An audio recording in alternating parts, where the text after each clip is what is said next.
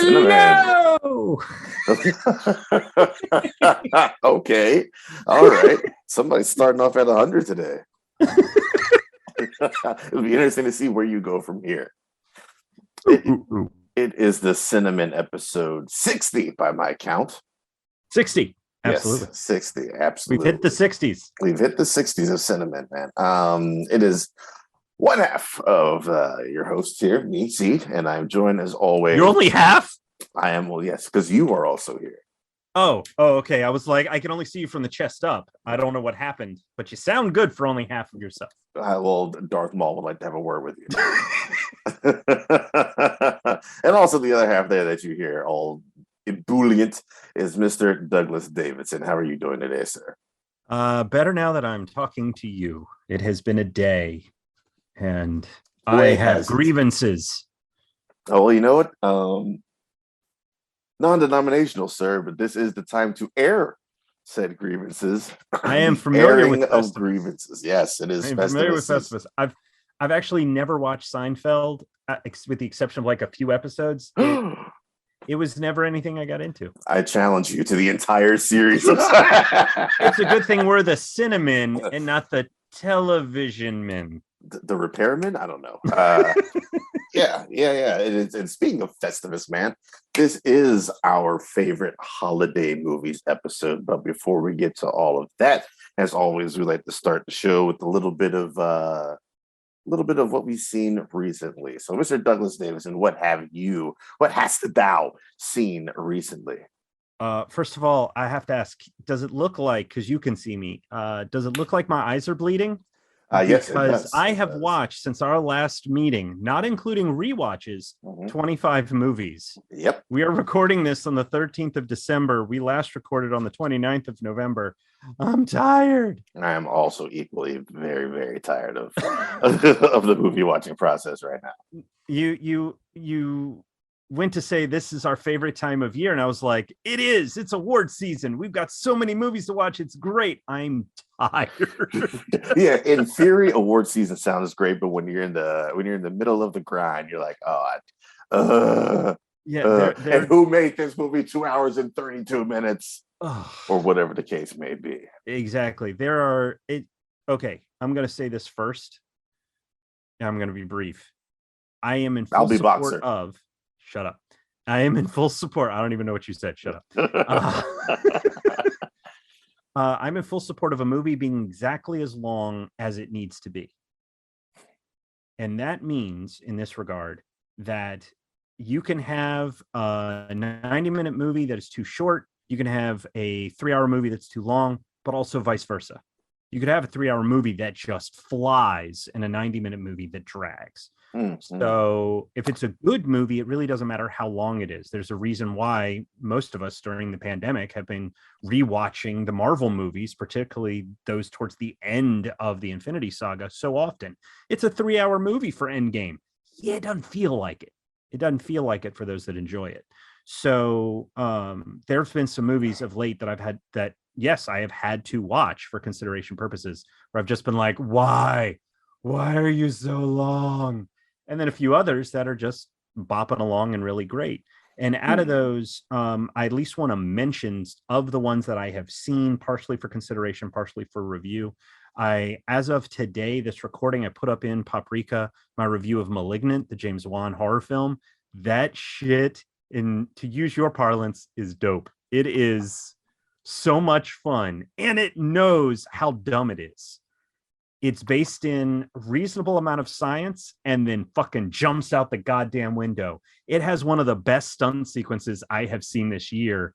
And it was done using the same kind of robotic camera that Lee Winnell used in The Invisible Man to get some of the shots he needed with Elizabeth Moss fighting no one. Okay. Yeah. So it's that was pretty spectacular. I watched Demon Slayer Mugen Train, because I can't pronounce the full title of that, and I'm not going to try. But Mugen Train, it comes out on home video on the 21st of December. I got to watch the movie, not the bonus features, if there are any. It was pretty good. If you've watched the first season, it literally picks up with it. My only problem with the movie is it is 30 minutes too long, in the sense that the film itself gets things going really, really fast. Premise is the characters are sent on a mission. A bunch of demons are killing people on a train, and it turns out that they're putting them to sleep to get access to them. Uh-huh. Well, our main characters, our heroes, more or less figured out really, really fast, which is awesome in a movie like that, because then you're like, wait a minute, if they've resolved the fact that they know that they're asleep, what else is going to come? And they deal with that really wonderfully for the next 60 minutes of the film. But in the last 30 minutes, the whole movie turns into something else entirely. Like the movie's done. And then this other thing happens. And honestly, I didn't give a shit. No. And I hate when that happens. So that was a bit rough. Sort of in the transition of good, but also was West Side Story. Mm-hmm. I got to check that out. Have you seen that yet? No, I haven't gotten around to it. It is not I know how you super feel about high musicals. on my list of things to check out. I know it's a musical, so it's not something you're necessarily interested in.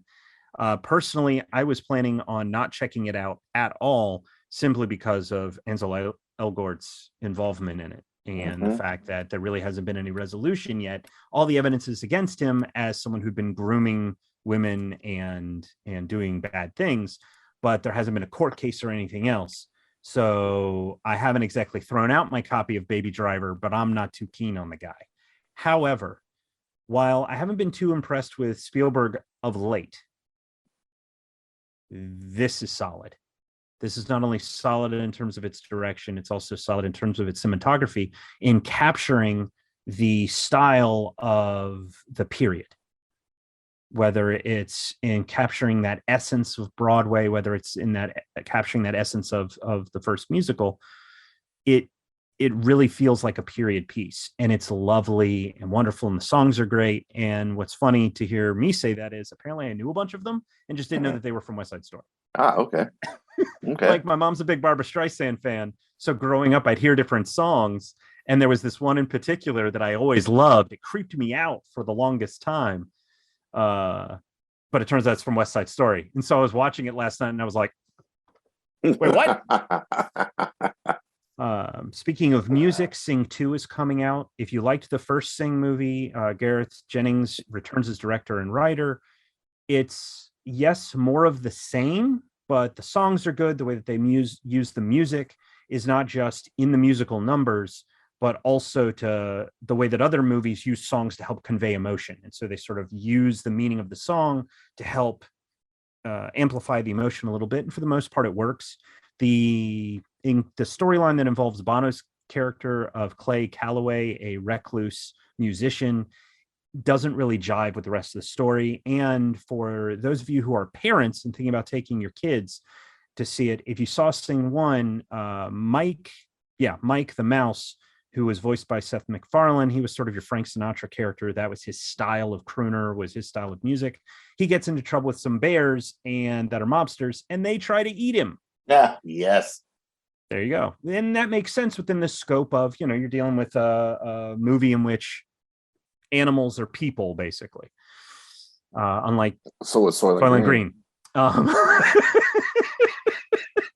We've been hanging out too long. Anyway, but this one, I will say, without getting into specifics, there's some stuff that happens that I think would be a little bit more terrifying and almost really leans on that PG of the PG. Like really, so if you've got some kids that might get freaked out, keep that in mind. But I enjoyed it, and I'll have a review from that coming soon. And then last but not least, one I know you saw, The Tragedy of Macbeth. Holy shit, was that good? Yes, holy shit, was that good? Not enough nominations came out for it today, or awards given to it from some groups we share membership for. So I'm a little irritated about that. It is by far one of the best movies I've seen all year. And for those of you that don't know, I keep track of all the movies that I see that I love, and I just shuffle them around throughout the year. So if there's a movie I saw in March, I don't forget come December. I look at my list and I go, oh, there it is. And I saw Tragedy of Macbeth, and just, what's her name? Catherine Hunter, who plays the Weird Sisters. Holy shit, she's amazing. She steals every sequence she's in. Corey Hawkins, who plays Macduff, if I remember right. He's fantastic. I mean, the whole cast is wonderful, and the entire film, it's directed and adapted by Joel Cohen. It's so minimal and shot as though it's on a stage as a staged production, but it doesn't ever feel like it. It still feels vast and lived in. It just, in its minimalism, looks very narrow in scope. Like everything is just zeroed in instead of pulled back. And particularly with our last challenge, watching Throne of Blood, it was fascinating to see this different interpretation, but within the same period of the original work. Right. So I would highly recommend that. It does come to Apple TV in January, I think, with a limited release in theaters this month. Christmas Day, and which I will be in theaters on Christmas Day to watch. No Green Knight? Are you going to be watching Green Knight? Is Green Knight going to be in theaters Christmas Day? Because it'll be a Christmas Day double feature for your boy that day. I know it's, I don't know for how long it's back in theaters. It was back in theaters starting on the 10th. I don't know for how long, but it is a Christmas movie. It is a Christmas movie. So it should be. Yes. Yeah. Very good. Very good. That it for you, sir? That's it. Yeah, I was also going to bring up Macbeth, but you've done a wonderful job there, so I will go on to skip that. Good movie. Very, very austere, very, very minimalistic, like you said. Great cinematography. Seems like the actors are having a blast getting to chew around some Shakespeare words, especially Denzel Washington. He's having a ball with all those soliloquies of his. He can handle it. There's not a lot of actors that when you watch them go, you're very natural, and Denzel is. He's got the presence, particularly with the conflict of Macbeth. So yeah, agreed. I saw all sorts of stuff over the last couple of weeks as well. One of them that I watched, I'm going to go with two foreign joints for you today. Benedetta. Have you watched Benedetta? Not yet. It is on my docket. I knew you hadn't watched it because I hadn't heard you say anything about it. And I was like, this is a movie that if Doug watches, he's going to say some shit about it. I like Paul Verhoeven. Hey, man, I'm back firmly on the Verhoeven train. I loved this movie, man. I nominated for a couple different things. Of course, it showed up nowhere today, but it is what it is. Directed by Paul Verhoeven. It is the story of Benedetta Carlini, one of the first recorded lesbian nuns. And I was like, Paul Verhoeven and lesbian nuns? She was caught in the wild and tagged. Yes. The movie just talks about her time as a nun in the abbey, the abbey of a convent in Tuscany, and just kind of how she maneuvers through this abbey, and some of the relationships she makes, some of the enemies she makes, and how she kind of came to rise with power. The fact that it becomes bigger than her actions become bigger than the convents, and you have to bring in some local cardinals to be like, hey, what the hell's going on in here? And this is around the time of I think the Black Plague. Talking birds. But what? Sorry. During the time of the Black Plague, I think. So that kind of plays a background throughout it as well. And it's just watching Regine Efira is the woman that plays Benedetta here, and Daphne Panakia as her her kind of her right hand woman throughout all of this, and just their rise through the ranks in the convent. Man, a little bit grimy. It's Paul Verhoeven, so there is ample amounts of boob out there if you're into that. He manages to do it serious and tongue-in-cheek at the same time. There's sometimes he just leans into the Verhoevenness of it all, and sometimes you're like, oh yeah, that's right. He's also a damn good filmmaker at the same time. And it was one of those ones I was like, I'm tired of watching movies. I really don't want to watch this, but I'll just try to keep my eyes open and knock it out. And I'm so glad I watched this movie, man. It is the dopeness, man. Benedetta. Would remind people, because there are folks that have been boycotting this movie every time it's gone to screen somewhere. Oh, really? That, it's based on a book. Yes. It's been out for like centuries, I think. So maybe give it a rest. Hey, yeah, that would require people having knowledge and doing their research, which is in short supply these days. Another one that I saw is Japanese movie called They Say Nothing Stays the Same. You heard about this? I haven't. I wanted to ask you about that. Um, I think it was the last episode, about the beach, that A24 joint that I did, and how it's kind of like you're just watching a dude's life unfold on the beach. This is kind of in a somewhat similar vein of slow cinema, I guess, is if I had to brand this anything, that's what I would call it.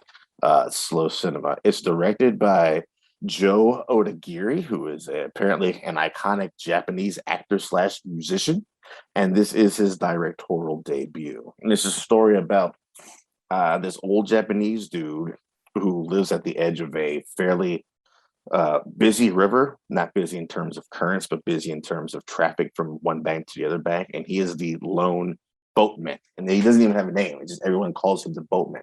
And you get the idea that he's been doing this for just probably decades now. They show up, hop in his boat, he ferries them to the other side of the river, they pay him, the end. He ferries himself back over to the other side where his house is. And then the bridge starts getting built. And there's that inevitability of, oh, this old man who it's, they say can't or can teach an old dog new tricks. Well, this is a dude who's a little bit beyond new trick learning years. And it's kind of that inevitability of, I'm going to be out of a job and then livelihood as soon as this bridge is over. And it's slow, but it's never boring. And it kind of represents that slow march of progress and of time and of the people who have been left in its wake, or certain jobs that have just been completely discontinued that we forget about. That's kind of what this movie is. The visuals are absolutely stunning. This might be the number 1, 2, 3 best looking movie of the year. And this is coming from a first time. Although when your cinematographer is Chris Doyle, who gave us In the Mood for Love, then you kind of know what you get your hands on. And I think he's also credited for another big movie as well.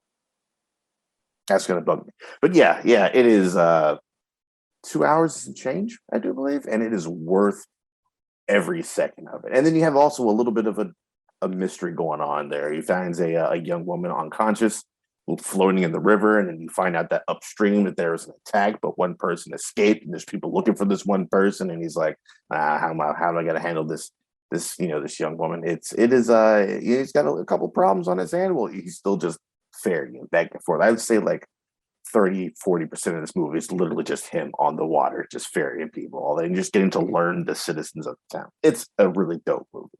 Right on. I don't know if it's streaming anywhere, but if you can find it somewhere, do yourself a favor and set aside some time. Right on. Let's see. I don't think it's streaming anywhere. Who's releasing it? Or is it already released? Yeah, it's already released. I got it from Film Movement. Okay. That's what hooked me up. Oh, apparently it's on Vudu. It's also on Amazon Prime or Amazon Video. So go check it out on Amazon Video. They Say Nothing Stays the Same.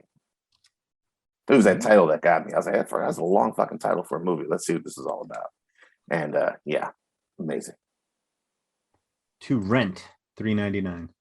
$3.99, and for 2 hours and 17 minutes, I think it is damn well worth it. $4.99. It's a lie. I opened it up, and it was like $4.99. Then why did you say from $3.99? You liar. That's how they get you. They do, which is why I say, then I'll just wait until you get added to the subscription model. Or you can just hit a Film Movement and be like, hey, you mind sliding this on over my way, Film Movement? Yeah, but then I'd have to review it, and I'm already pretty busy. I didn't ask for a review. I said I would like it for awards consideration, and they were like, okay, here you go. So well, then. done, sir. Done and done. But yeah, that's all I got, man. Right on.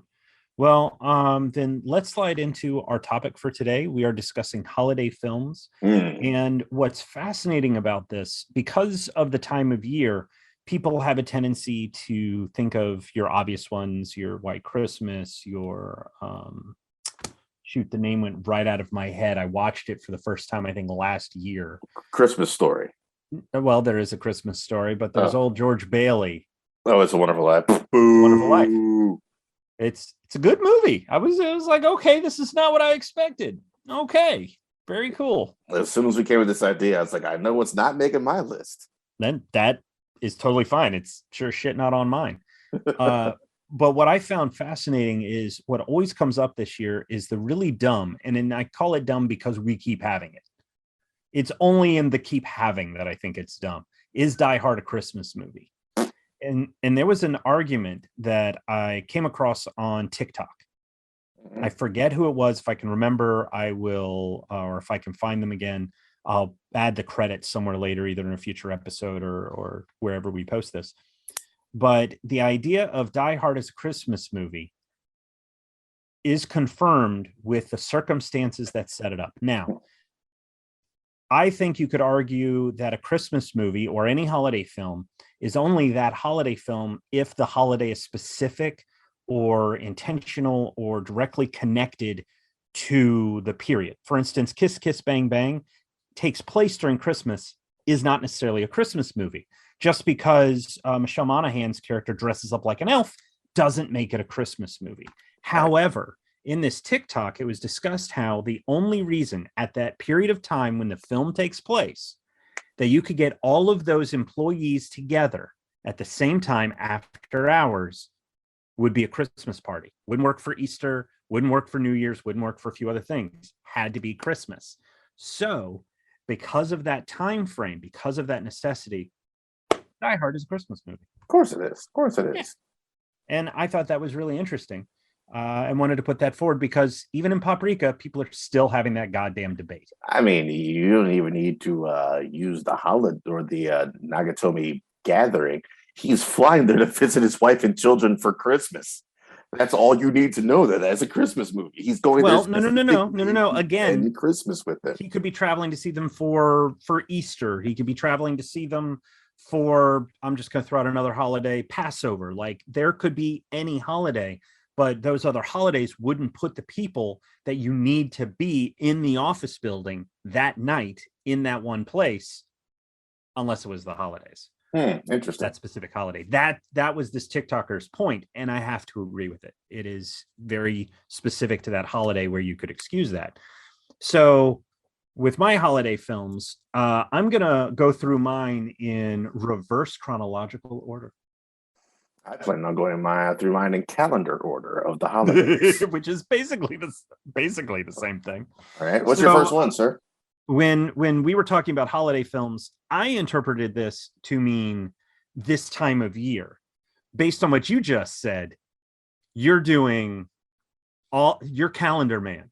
I'm the calendar man. You're the long Halloween. Call me the long Halloween in this joint, man. I bet the ladies do call you the long Halloween. Side note, he's popped up in long Halloween like twice. But yeah. I did not want to narrow just to this time of year. And I was like, all right, we're talking holidays. Let me see what else is out there based on holidays. Let's put this on wax. What was the first thing you searched for? What holiday? My dumb ass was like, okay, well, I can think of enough Christmassy type movies. I don't need to do much searching. Let me see what other holidays are there. And I typed in Halloween movies. And of course, Google, doing what Google does, just spit out the Halloween movies. And I was like, well, this didn't help me at all. Not even a little. And also that if everything after the Halloween movies was just scary movies in general. Yeah. So nothing to do with the actual Halloween, which I think Nightmare Before Christmas is a Halloween movie. It depends on your perspective. It starts on Halloween, it ends on Christmas. Yeah. So no luck there. So suffice to say, spoiler alert, there's nothing Halloween related on my list after Google's common sense betrayed me. If I knew, I'm pretty sure it was the words you typed. Are there Halloween movies? I don't know, asshole. Yeah, there's like 30 of them. If I'd known that that's the direction you were going in when I bumped into you and you mentioned this, we were at a screening. What the hell am I saying? I would have brought you Hanukkah. Oh, I haven't watched this yet. I've heard. I would have brought you Hanukkah. Yeah. There's a horror movie about someone going around and killing people on the different nights of Hanukkah. Yeah, I bought it because I'd seen a trailer. I was like, this is fucking ridiculous. Out of support, I just have to go buy this. And I haven't watched it yet. I was going to watch it this Halloween and stuff got away. So, what is your first holiday movie? Excuse me. Starting in the summertime, man. I'm pretty sure we all remember where we were when this tragic event happened to the world, when the aliens came. I knew exactly which one They picked the wrong motherfucking holiday to do it. I'll tell you that right now. July 4th, Independence Day, 1996. I dare say I can never remember when Men in Black came out. If it was before or after this, I think it was after this. But I still say this is the movie that put Will Smith on the map as far as action movies or being like the king of the summer concerned. I think Bad Boys might have been a little bit before this, but Independence Day, man, this was his coming out to the world joint. It's still my favorite Will Smith movie. It's still my second favorite Jeff Goldblum movie. It's just loud and bombastic and wild and full of great quotes and great twists and turns. We've all seen it. There's not a whole lot to discuss in it. It's Independence Day, man. It is still one of the top 5 best written monologues, I think, in movie history. And Bill Pullman just pulls it off wonderfully. I don't know if he's got another one in Independence Day Resurgence. I'll never know if he has another one in Independence Day Resurgence because I'm smarter than that.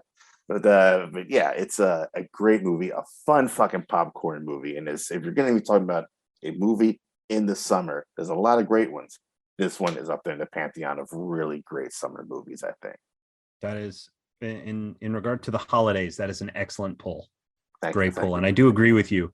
I do think that it was this film that cemented him as the July 4th celebrity, superstar. Will Smith has a new big blockbuster coming out. He owns July 4th. Mm-hmm. And for years he did until Wild Wild West. Yeah, buddy. Ooh. Which I liked Wild Wild West. I know you did. But it ain't great. No. It ain't great. No, it's not. It's not. Last time I ever saw Kevin Kline on screen, I'll tell you that right now. Oh, that's so sad. But yeah. Number one, I just realized as I was talking, could have put Jaws on the list as well, but you could have. Did not. Yeah. No. What's your first one, sir? My first one, because I took a more timely stance with this particular topic, I'm going with a film that I don't know if our listeners are as familiar with it. It came out in 2017. It had a very limited theatrical release. I actually went on my birthday by myself to see it. It was me and one other dude. It was awesome.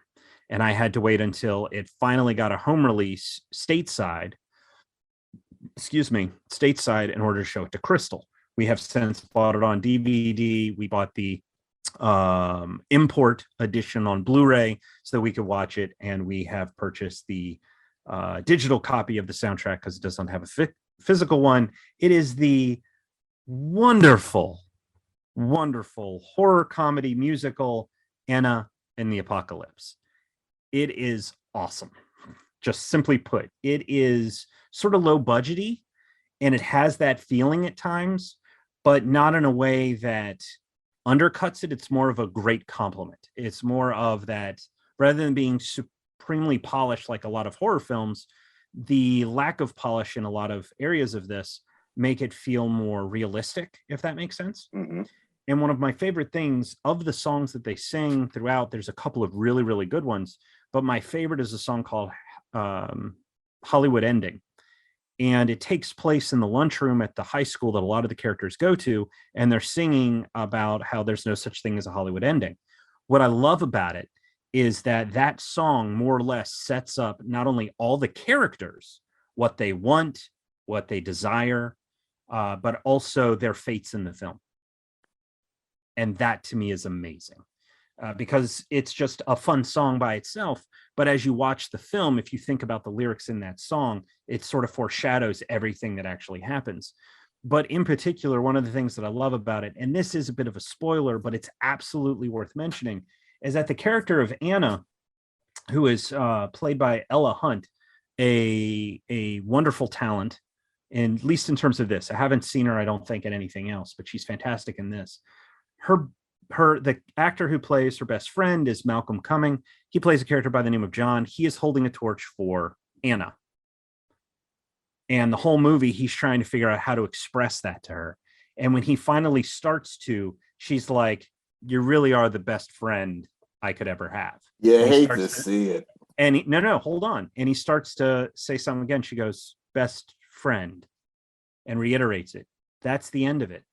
There's no pouting. There's no, but I've been your closest friend or this, that, and the other. He just, okay. So like, instead of this big melodramatic moment where it becomes some misogynistic mess, it's very healthy. And like, okay, you don't feel about me the way that I do. Oh, okay, cool. Move on. We are dealing with a zombie apocalypse after all. So it's really cool in a lot of different ways. I highly recommend it. It is available on disc, as I've said. It's available for streaming in a variety of places. If you haven't seen it, check it out. Well, there you go. My second movie takes place for Thanksgiving. It's a time for family gathering. Great epic family gathering.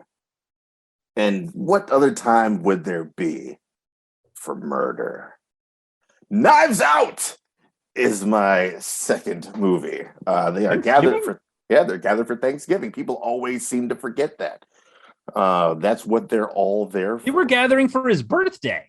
Yeah, it was the same time frame right there, because Thanksgiving is mentioned in the movie. Were they saying that we are thankful for what you are giving to us when you give up the will? Definitely not that at all. Oh yes, Knives Out is Thanksgiving, man. And it's something else we've talked about a million times on this show. I've rewatched it recently. Completely missed that. I rewatched it maybe about a month or two ago. It's a movie that you and I saw together at the ArcLight before the ArcLight shut down. Sherman Oaks, yes. One of my more prized memories of that trip there. Doug is feasting on food right now. 2019 joint. It is one of the best movies of 2019. In a time where film Twitter loves to complain about that there's nothing original out there.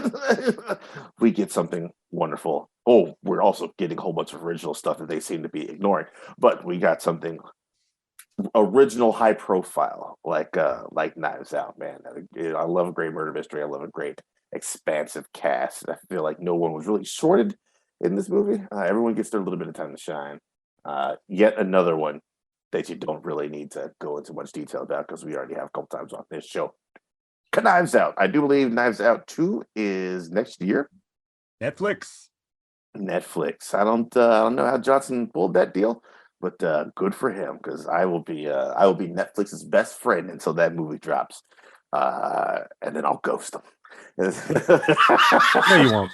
No, you won't. No, I won't. No, I'm pretty sure there's Netflix, something else after that I'll be one to watch too. Let's be flat out honest. The only thing that upsets me about Knives Out 2 going to Netflix is that it's less likely for there to be a physical release, and I absolutely want a physical release. However, I'm hoping that there was a deal made where there would be one. Granted, this is going to be a Netflix original, whereas some of the other films that have gotten physical releases, The Lovebirds got a physical release. Beast I actually have a copy. Did? What's that? Beast of No Nation did? Beast of No Nation did. That one was through Criterion. So that might be a little different. True. And Dick Johnson is Dead, which was last year, is also coming to Criterion in 2022. Mitchell's versus the Machines has a home release coming out on the 14th, tomorrow, as of this recording. And that was originally Sony Animation. So I'm hoping that Ryan made a deal so that we'll still get a physical release. But credit to Netflix. I will put this on paper. They are one of the rare studio/distributors that treats the press really, really well. There are times when you feel like you get ghosted by them, but that happens with just about anybody. But Netflix, for the most part, gives good access, and especially around award season, they remember everybody exists, which is really nice. Yeah, they do. They really do. Never had any issues with them. Anytime they're like, "Hey, can I?" And they're like, "Sure, here it is." There have been no muss, no fuss. The only time they've ever pushed back, they're like, it's not quite yet, but we'll get to you when it's that time. Exactly. So I'm hopeful for that. And one of, just to continue with that favored memory from that trip, I agree with you. Seeing Knives Out, which I had seen already, you hadn't when we saw it at the ArcLight. I'd already seen it. Oh, okay. So we were. Oh, that's right. All right. Okay. So we'd both seen it. We were just like, let's go watch a movie we like. Yeah, it was both our second. That works for me. But then the next day, we were just hanging out on the blue carpet before the event, and Ryan walked by with Noah. It's just one of those weird. We just saw you on the TV. On the TV. Huge TV in the movie theater. In a damn good movie theater. A damn good movie theater. I agree. Yeah. So my number 2. Are you ready? I'm ready when you are, sir. Okay. My number 2. This one is from 2015, where Anna and the Apocalypse was from 2017. Again, mine are more traditional in the defined Hollywood film. I went with a movie which is about Christmas. It takes place on Christmas, but it's not necessarily focused on that holiday so much as it is friendship and redemption. And personally, it has one of my favorite Michael Shannon performances as a drug dealer trying to get his wings. Man of Steel. The night before. Oh, okay. You know what? I never did get around to checking that joint out. Oh, it's so much fun. Yeah, I remember seeing the trailers, and I was like, yeah, I'll check that out. And then it just got by me. Yeah, this is Joseph Gordon-Levitt, Seth Rogen, and Anthony Mackie play 3 best friends. And Joseph Gordon-Levitt's character, I think when he was a kid, his parents died. So shortly after their death, it being Christmas, his 2 buddies came over and they spent Christmas with him. This has been a tradition for years. Well, Seth Rogen's character he's married with a wife. Wife is pregnant, getting ready to give birth. There's Anthony Mackie's character, who I believe is a football player, but embroiled in a bit of a scandal as to whether or not he's using steroids. And Joseph Gordon-Levitt is pining after an ex played by Lizzie Kaplan, if I remember correctly. This has a phenomenal cast: Jillian Bell, Michael Shannon, who I mentioned, Mindy Kaling, Ileana Glazer, who is fucking hilarious. She shows up and disappears. But Michael Shannon just keeps popping up, dispensing information, handing out weed, and then maybe gets his wings. It's so fucking weird. But what I love about it is, in particular, is that Seth Rogen is Jewish and his character is Jewish. And there's a scene in the trailer where he and Levitt, and I think Mackie's with him, they're walking through like this bar, and Rogen just pulls open his jacket and he points at his shirt. He's got the shirt with the menorah star on it. Yeah, that's what it was. Yeah. So, and like his wife, if I remember right, played by Jillian Bell, is not Jewish, and she goes to midnight mass. And before the guys end up going there for whatever reason, or before Seth Rogen does, he's taken so many drugs, like at the same time, so many. And he ends up showing up at midnight mass and getting into a verbal fight with a baby that he thinks is talking to him. It is so dumb, the whole movie, but it's also really, really fucking sweet. So it is a film I haven't seen in some time. It's an hour and 41 minutes long. It is sort of a get in, get out buddy comedy type of thing, but it's also got some heart to it, played by a cast that you believe their chemistry, you believe the longevity of their friendship. So if you're looking for something that's sweet and a little bit different, I do recommend it. Jonathan Levine directed this. The same guy who did 50-50, who did The Whackness and Warm Bodies and Long Shot. And if I remember correctly, before I say this out loud, I want to make sure I'm right. I forgot to check. And it's pulling up something else entirely, so I'm not going to look. But I do recommend it. It's very sweet. There you go. There you go. My number one movie. I have moved on to Christmas. Man, it's a time for celebration. Jingle bell, jingle bell, jingle bell rock. There are no jingle bells in my movie. It's a time for gathering and feasting, till that feasting is interrupted by a giant green knight. That's right. I'm going with The Green Knight as my Christmas movie. Oh boy, one of the best movies of the year. I do believe it landed at number 4 for Sefka, which is surprisingly higher than I thought it was going to land. Considering I don't hear many people talk about it anymore, unfortunately, with the exception of me. But yeah, it's a great movie. Christmas, like Die Hard, is the cause of the gathering, or at least the Yuletide celebrations, we'll call it. Um, Alicia Vikander's first character is going to mass for Christmas at the very beginning of the movie. And, you know, everything goes to shit when the Green Knight shows up, and your boy Sir Gawain there does not understand how rules can be manipulated to his benefit and chops off his head, which perpetuates a year of cowardice on his part. And things happen from there after he goes on his great epic quest. Yet again, another movie that's been talked about once or twice here on the show, and many times by me on the socials. So no need to get into it yet again. Like Doug mentioned earlier, at the time of this recording, it might still be in theaters. So if you didn't check it out the first time, go experience this on a big screen if you are able to, because visuals are absolutely to die for. Amazing, gorgeous. And it deserves to be shown on a big screen. If you didn't see it before, go check it out. If you did see it, go see it again if you can, because it is one of those movies that's worth a revisit to the theater, man. The Green Knight. 6, 7, 8. 8 times it hit my CCA ballot, just so you know. Out of all the categories, 8 times the Green Knight hit my CCA ballot. And the CCA ballot I made the night before I made my SEFCA ballot. How many times did it make the SEFCA ballot? For as long as the categories were similar, I voted the same way. I think it only. I want you to know, I voted for the Green Knight. You voted for it? I put it as my narrative feature. I think directing, cinematography, and Dev Patel. So yeah, 4 categories is what I put it up for. An adapted screenplay. Dev Patel. I ended up sharing I saw some CCA members being like, for transparency, I'm going to put mine up. And I was like, this is kind of fun. So I threw my ballot up there too. So let's see, Dev Patel, best directing, screenwriting, adapted, cinematography. Cinematography was actually my number 1 over Tragedy of Macbeth, just so you know. Macbeth just barely missed out on my list. Matter of fact, speaking of which, going back to earlier in the show, they say nothing stayed the same. That was my number 3 for cinematography. I bumped out Macbeth and put that in. Oh, well, then now I definitely want to check that out. It's got some good visuals. Green Knight was number 1 for production design, number 2 for editing. Number 1 for costume design, number 1 for hair and makeup, and that's it. There you go, folks. 8 spots.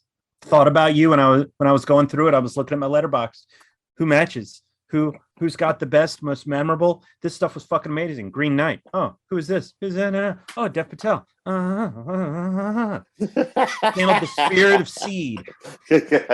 One could say I spilled my seed all over these ballots, but I would not say such things. I would. You spilled your seed all over those ballots, and I'm happy you did. What is your final pick, and does it come from the year 2003? It might. Okay.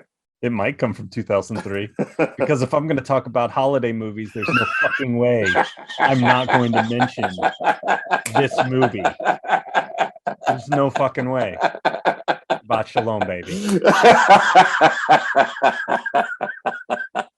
When it comes to being a Jewish kid at the holidays, particularly a Jewish kid whose birthday is December 19th, December blows. Yeah, it does. It blows. Hanukkah moves around. Hanukkah does not necessarily in November. This year, my youngest was born on the 28th of November. We said all day, happy birthday, young child. You turned 1. Yay. The sun fell and I went, fuck you. Happy Hanukkah. And he didn't understand. He just giggled at me because I was moving my hands. So, Hanukkah moves around because the Jewish calendar is based on the lunar movement. Movement as opposed to the sun. So Luna gets kind of crazy. So stuff shuffles around. there aren't a whole lot of stories where I get to see myself, my culture, my community. Your peoples. And then this film came out. This very low budget, tongue in and through cheek, and then in its ear and out the other side. Jonathan Kesselman's writer director, The Hebrew Hammer, starring Adam Goldberg as the Hebrew Hammer and Judy Greer as his beloved. It hits so many stereotypes, but it does it in a loving and hilarious way. Like it feels, it's the kind of humor where you can tell it's, you know how your siblings can pick on you, but if anybody else picks on your siblings or whatever, you jump on that person. Because like when it's in your community, that's one thing, but fuck you if you come for me or for my siblings or whatever. This felt like it was well within our neighborhood. And what I love, and I didn't understand until maybe 5-10 years ago, Mario Van Peebles is in this movie. I've loved Mario Van Peebles in a ton of shit. Melvin Van Peebles shows up in this. I didn't realize, Melvin plays Sweetback. I didn't realize what their appearance, what their approval, if you will, of this film meant until I learned who Melvin was and his influence on Black cinema and his influence on Blaxploitation films. This is a Juiceploitation film. Yeah, yes. It is. This is a straight up Juiceploitation movie. It is fucking hilarious. Judy Greer and Adam Goldberg, when they are flirting with each other, it's, we're going to put our kids in good schools and they're going to grow up and become doctors and they're going to buy houses and like, what the ever loving fuck. I was 22, 23 when I saw this movie and was rolling. Yeah. And so if you know anything about the Jewish community, if you're part of the Jewish community, if you've never watched The Hebrew Hammer, fucking go watch The Hebrew Hammer. It does involve Santa Claus, his son Damien, played by Andy Dick, trying to destroy Hanukkah. So it's fucking out there, man. Yeah, but I can't recommend it enough. There you go. That's 6 holiday movies from the Cine. Boom. There you go. There you have it, man. All right. You ready to get into this here challenge business? I am very curious. I usually give challenges that are more in line with the topic just because that's fun for me. But your film that I challenge you to is one that I'm more curious about your reaction to it, because I was in a way horrified and I don't know if I ever want to go back to it. So I'm curious what your thoughts are with that one. Would you like to start or would you like me to go first? Yeah, I'll go first just because Voodoo crapped out on me. So here's the deal. Usually if I got to rent a movie to watch anything, sometimes I'll go through Voodoo just because it's there and it's on my PlayStation. It's easy and it's accessible. But Voodoo's been fucking up a whole lot lately and crashing left and right. You might get 3 or 4 good solid minutes before it crashes for like 2-3 minutes and it goes from high def to standard definition and all that. The movie completely terminated on me about 3/4 of the way through. And I was kind of digging this weird shit. Only God Forgives. Nicholas Winding Refn. Ryan Man Candy Gosling up in there as well. And a Moynihan. Bridget Moynihan? I want to say. I should have had that pulled up already. Sorry. Winding Refn has kind of become known for one of those dudes who does the neon noir, who kind of bathes all of his stuff all over. No, not Moynihan. I'm sorry, Kristen Scott Thomas. I don't know what I was thinking there. I don't know, but I was rolling with it because I can't remember. I only remember one thing about that movie, and you haven't seen it yet. Curses. Definitely saw a dude's arm get sliced off. That was didn't see that coming. Neither did he. Yeah, right. Winding Refn. This is only the second thing of his that I checked out. I saw that TV show they did for Amazon with Miles Teller about 2 years ago, maybe. Too Old to Die Young, and that was still very Winding Refn with the neon and all that.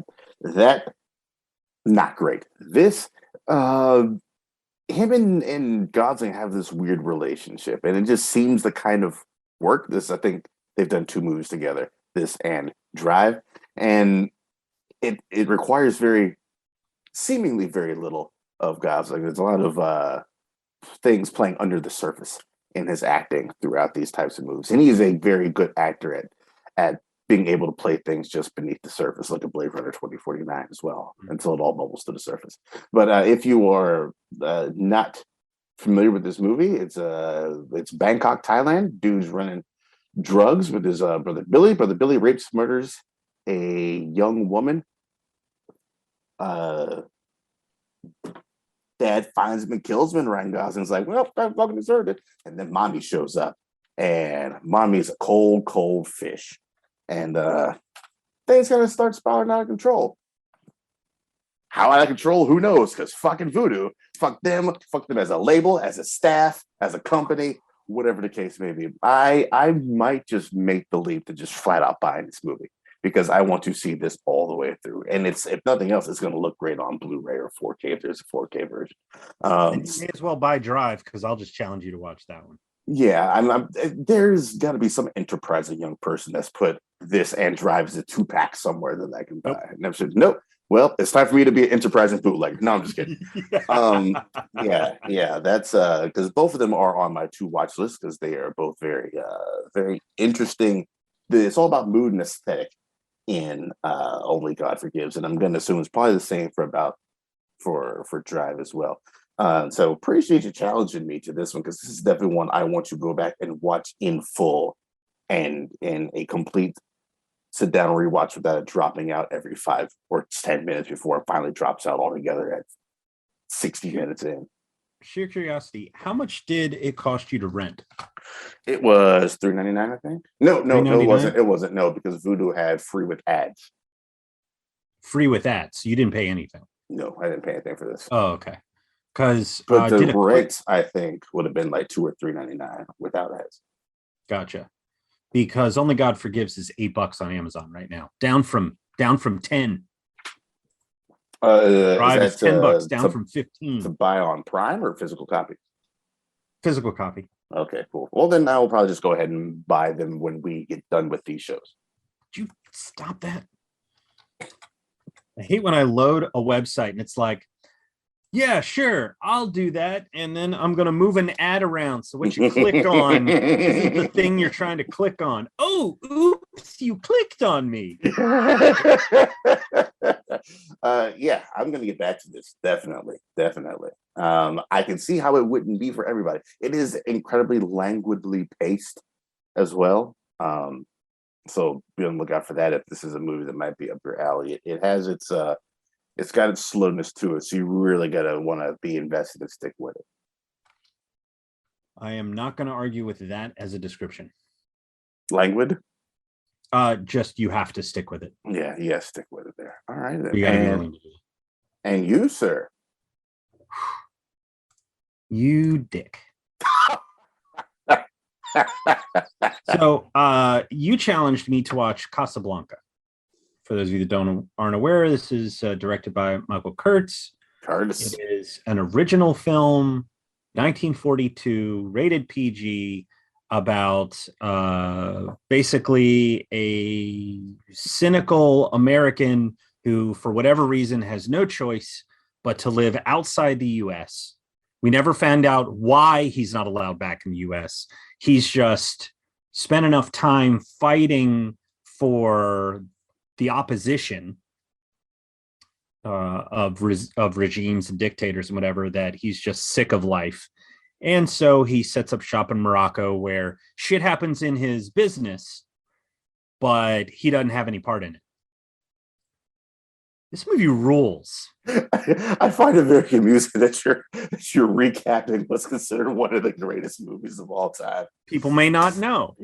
Because I obviously had never seen it. And I forget if we talked about it on air or off, but I hadn't avoided Casablanca. I just hadn't watched it. And one of the things that I like about reviewing Criterion films, in particular, when I'm able, is that there are often films that I would not necessarily make myself watch. So when I say that, there might be films that I want to see, but because I'm reviewing things, I don't carve out time to see them. By seeking out that film as an assignment, I therefore am forced to make time. And so I think that's wonderful. It's what I love about these challenges, because I have to watch this movie. And I'm so glad I did. I went to go find out if there was a special edition of it immediately. I haven't found one yet, or at least I haven't spent a lot of time looking. I expected it to be this big drama. I didn't realize how fucking funny it is. It's so funny. It is so funny. Humphrey Bogart just one liner after one liner after one liner. And even the for example, I knew about I'm shocked to learn that there's gambling going on in this establishment. I knew about that line, but like half a beat later, oh, monsieur, here you're winning. Thank you. And keeps going. Because we as the audience know that him as the police officer shutting the gambling down is all bullshit, because the German officer is like, okay, we're here, we're in charge, shut this place down, we don't like it. Come up with the reason. So that's the reason. He's like, it's Casablanca. What the fuck are we gonna do? So it's gambling going on. Thank you for that. Round them up. Like, and the whole movie is this way. And there was some stuff that happens that I'm going, wait, really? I came to it with so many expectations that it took me a while to just sort of relax and watch. And by that point, I was fucking in it. It is so good and kind of heartbreaking and sweet. And despite its cynicism, also uplifting. It's kind of great. And I get why it's beloved, because there's a lot of films where people talk about them. Last year, I had such a hard time because people were like, Mank, Citizen Kane. And I went, Citizen Kane is a fucking boring ass movie. But I kept my mouth shut because a lot of people love that movie. And some people love it because they genuinely love it. And some people, I think, love it because it's considered one of the best films of all time. I think you can appreciate something for its technical aspects. I think you can appreciate something for what it has inspired others to do. But there were things that were being done by female directors decades before Citizen Kane that aren't as well regarded. Like Alice Guy Blaché was doing colored work and editing and transitions well before Citizen Kane, but nobody's talking about her. And her shit's really, really good. So, but Casablanca, holy crap. Like, fuck you. Why didn't you challenge me to this sooner? Yes, I'm blaming you. Yeah, you know what? I'll take the blame for it. I'll take the blame for it. Sidney Greenstreet in that movie is peak Sidney Greenstreet as no, I'm sorry. I'm thinking about Maltese. He's in Maltese, not Casablanca. Or he might be in both, actually. Now I think about Sidney Greenstreet, Signor Ferrari. Yes, that is right. I love me some Sidney Greenstreet. Yes. He's the guy that wants to buy Sam to come play at his place. And he's like, well, don't talk to me. I don't sell people. Talk to Sam. Sam, you want to come play for me? Nope, I'm good. Yeah, so some good stuff all throughout that. I'm glad you enjoyed it, sir. Oh, very, very much so. I'm actually now hoping, because I don't know who owns the rights now. It played on HBO Max. That's where I saw. That's where it's streaming at the moment. Oh, really? With a subscription. So I don't know if it's Paramount. I don't know if it's Warner, whatever. But inevitably, it's going to get a 4K release, and I'm going to jump on that shit. I'm looking forward to it. So, there you go. And thank you for that. And if there's anybody listening right now that has not seen Casablanca and you have access to HBO Max, make that time. Make that time. Also on Amazon, man, the 70th anniversary Blu-ray multi-format. So I assume you get the Blu-ray and the DVD right there. $8.99, man. So if you want a little bit of business right there you go for $8.99. You can own it yourself. That's it. You got anything else before you wrap this bad boy up, sir? I think I'll be using some of my $23.39 gift card to buy Casablanca. There you go. There you go, sir. Yeah. That's it for episode 60 of Cinnamon. Man, we got one more episode left for the year. We'll be back with our top 10 for now. And that'll wrap up 2021. Yep. Until then, we're here in a couple of weeks. I think we said on the 27th is when that episode's going to come out, or somewhere about. I do believe is what we have planned. But something like that. We're recording. We're recording on the 27th, so maybe we'll drop it on New Year's Eve or something like that for you to listen to while you're hungover on New Year's Day. And that's it for 60 Cinnamon. We'll be back a couple of weeks. And that's it. We will see you then. Take it easy and have a good one. Be well, watch movies, watch Casablanca.